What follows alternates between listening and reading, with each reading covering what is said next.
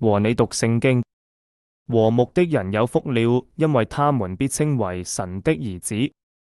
用順口溜記一張靈命記性漸增長。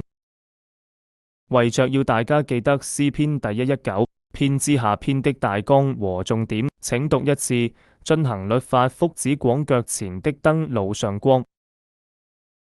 開始讀經前，一起祈禱，感謝天父讓我有讀經的時間，求聖靈加添能力，遵行你的旨意。求耶穌赦免我所有的過犯，禱告奉耶穌名，求阿門。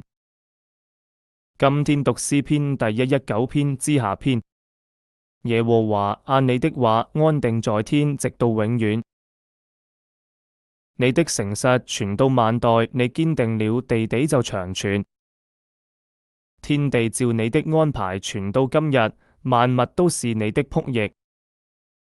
我若不是喜愛你的律法，早就在苦難中滅絕了。我永不忘記你的訓詞，因你用這訓詞將我救活了。我是屬你的，求你救我，因我尋求了你的訓詞。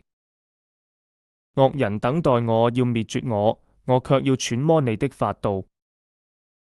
我看萬事盡都有限，唯有你的命令極其寬廣。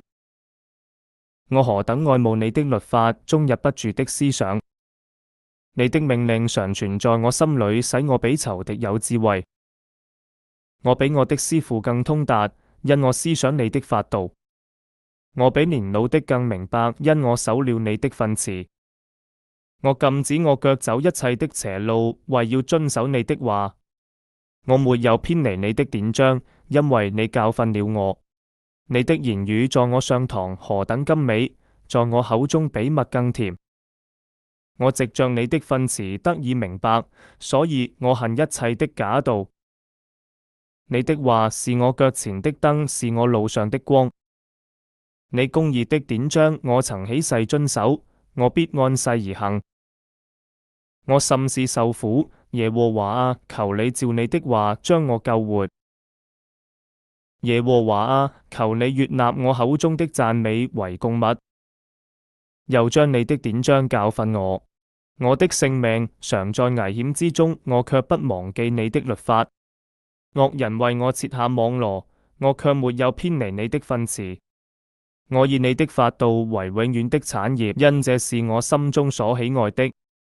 我的心專向你的律例，永遠遵行，一直到底。心懷二意的人為我所恨，但你的律法為我所愛。你是我藏身之處，又是我的盾牌，我甚仰望你的話語。作惡的人啊，你們離開我吧，我好遵守我神的命令。求你照你的話扶持我，使我存活，也不叫我因失望而害羞。求你扶持我，我便得救，時常看重你的律例。凡偏離你律例的人，你都輕棄他們，因為他們的詭詐必歸虛空。凡地上的惡人，你除掉他，好像除掉渣滓。因此我愛你的法度，我因懼怕你肉就發抖，我也怕你的判語。我行過公平和公義，求你不要撇下我給欺壓我的人。求你為僕人作保，使我得好處，不容驕傲人欺壓我。我因盼望你的救恩和你公義的話，眼睛失明。求你照你的慈愛待僕人，將你的律例教訓我。我是你的僕人，求你賜我悟性，使我得知你的法度。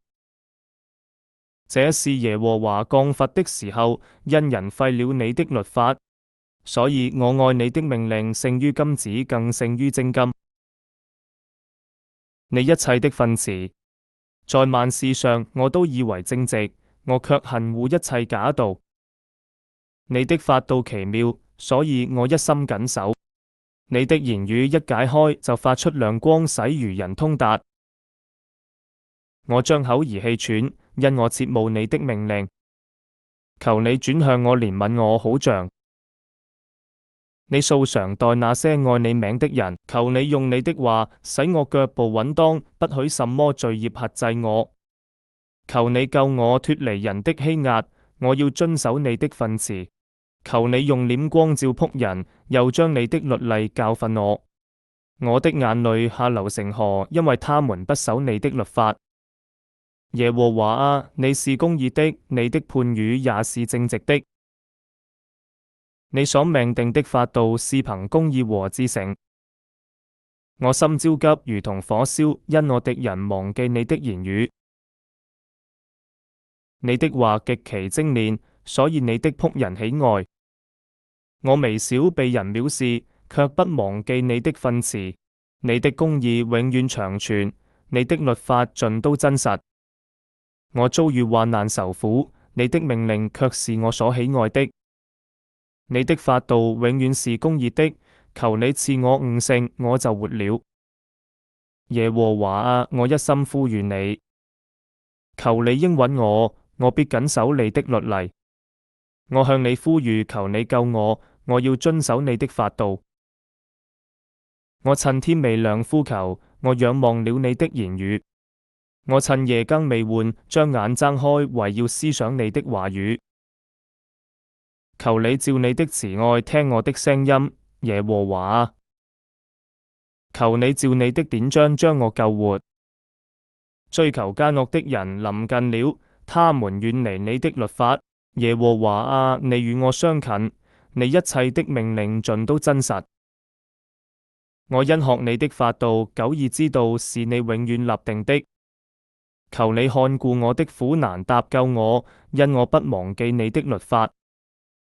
求你為我辨屈救贖我，照你的話將我救活。救恩遠離惡人，因為他們不尋求你的律例。耶和華啊，你的慈悲本為大，求你照你的典章將我救活。逼迫我的、抵擋我的很多，我卻沒有偏離你的法度。我看見奸惡的人，就甚憎惡，因為他們不遵守你的話。你看我怎樣愛你的訓詞，耶和華啊，求你照你的慈愛將我救活。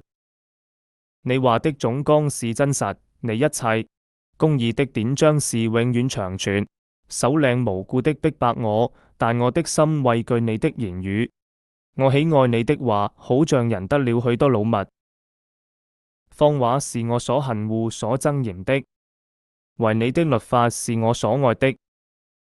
我因你公義的典章，一天7次讚美你。愛你律法的人有大平安，什麼都不能使他們絆腳。耶和華啊，我仰望了你的救恩，遵行了你的命令。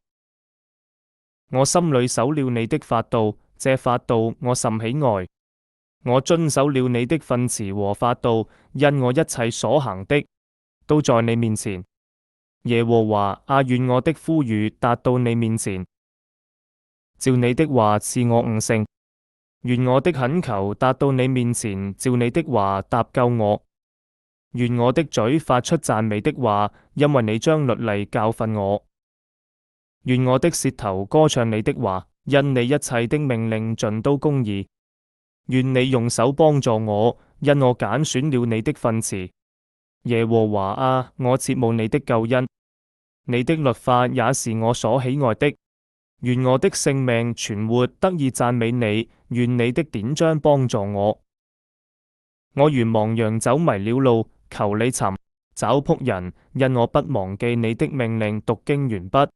為着要大家記得第119篇的大綱和重點，請讀一次：遵行律法，福祉廣腳前的燈，路上光。若果大家對以上14個字有更好建議，歡迎留言指教。結束祈禱。親愛的主耶穌，求你賜我記性，記得以上經文的重點。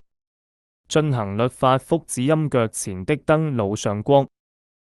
又要勤讀聖經，以致能夠應用在日常生活中，抵擋那些似是而非的問題，不被世上荒謬言論迷惑。禱告奉主耶穌基督名求阿門。希望能夠每天和你一起讀聖經、記聖經，一起與神親近重溫。第117篇，萬國萬民頌讚神誠實，施愛永延伸。第118篇，神本為善愛長存，幫助拯救，要揚傳。第119篇，遵行律法，福祉廣腳前的燈，路上光。想一想，為何神的話是人腳前的燈，路上光呢？